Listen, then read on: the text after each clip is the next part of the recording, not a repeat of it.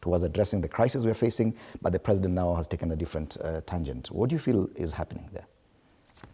Fred, first of all, let me echo that the united opposition, in their wisdom, so that we have one group saying kume bila break, but then before they have been sounding like when we talk power.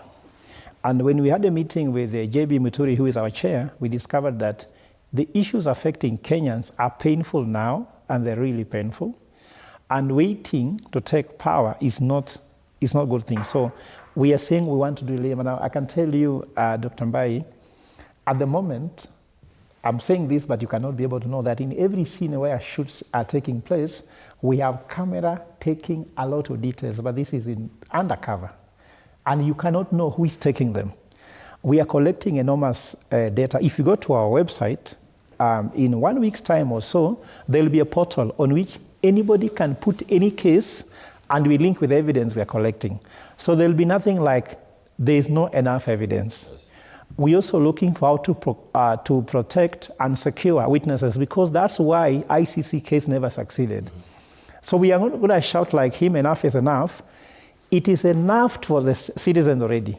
In fact, between the employer and the employee, who will say the word enough is enough? Ruto is Kenyan's employee. He was employed when we voted for him. And now he cannot tell us, the employer, enough is enough.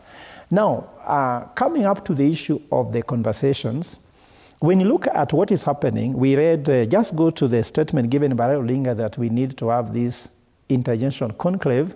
What did Kenyans say? Kenyans do not want discussions about dialogue. I think that's why the president must have been told by the intelligence and Raila Odinga that it's completely a work in futility because of this reason. When the first comment on Raila's statement, if you read the MEAM objective, they said, which position do you want in government? That was the question. So dialogue has been seen to more of looking for positions and haggling for different opportunities, expanding the government, having more taxpayers' money being used. For example, why the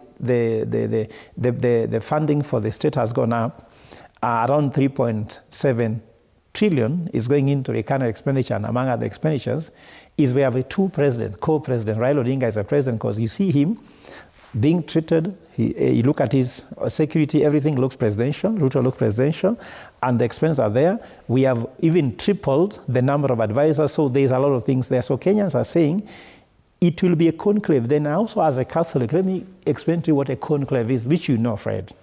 A conclave is a very secretive meeting. So the cardinals, who are the prince of Rome, meet in a very private place, then elect a pope. The only conclave I know is a conclave of witches, because there's only one conclave for the prince and the witches. So when these witches will meet together in Bomas the way they did last time, and come with a document called NADCO, which won't be implemented, Kenyans are not party to that. Even if it's just to pacify at least the masses for the between fueling further the crisis and a direction towards Fred, we have already suggested the way forward. Which is? The only way forward is that we need a transitional government if at all we want to quell this fire, because the current people in power are unable even to implement anything passed by those conclaves or those dialogue. They cannot. William Ruto has a manifesto, isn't it? 1 million, 5 million jobs, isn't it? He can't do them. He has a beautiful manifesto. Raila Odinga had one, they are together. Why don't they merge them? Okay. So just allow me, Fred, to say the following, that the transitional government is provided for in the Constitution, but in a subtle way. Let me just explain this. In the 2007 election, we brought the national accord. So the president is right in saying that the opposition is more concerned about changing the regime. Not change of regime. Right now. Nobody wants power. In fact, if you ask the opposition, they don't want to form that transitional government.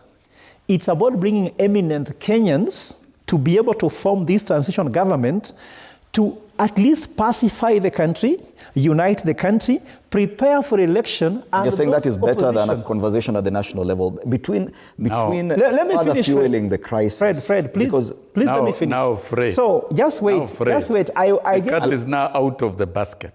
Yeah, we need a transition government, friend, because listen. Government. Listen, friend.